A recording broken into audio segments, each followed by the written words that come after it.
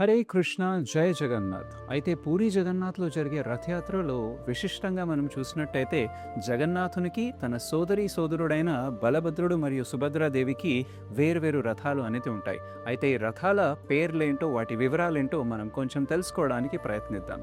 జగన్నాథుని రథం పేరు నందిఘోష, బలభద్రుని రథం పేరు తాళధ్వజ మరియు సుభద్రాదేవి యొక్క రథం పేరు దర్పదళన.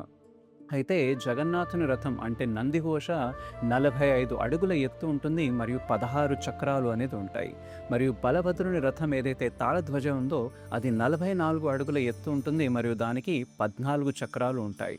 మరియు సుభద్రాదేవి యొక్క రథము అంటే దర్పదళనకి 43 అడుగుల ఎత్తు మరియు 12 చక్రాలు అనేది ఉంటాయి. అయితే ఈ రథాలు అనేది ఒక్కసారిగా కదులుతూ ఉంటే వేలాది మంది భక్తులు వాటిని లాగుతూ ఉంటే ఆ దృశ్యం అనేది అద్భుతంగా ఉంటుంది.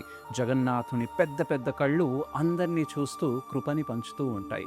అయితే ఈ జగన్నాథుని కళ్ళు ఇంత పెద్దగా ఉండడానికి, వాటికి కంటి రెప్పలు లేకుండా ఉండడానికి వెనకాల ఉండే ఆధ్యాత్మిక కారణాలేంటో మనం తెలుసుకోవాలి. అది ఒకవేళ మనం తెలుసుకోవాలి అనంటే మీరందరూ ఈ తదుపరి పేజ్ని అంటే ఈ వీడియోస్ని ఫాలో అనేది అవ్వాలి. తదుపరి వీడియోలో మనం ఈ విషయాన్ని తెలుసుకోవడానికి ప్రయత్నిద్దాము. హరే కృష్ణ జయ జగన్నాథ్.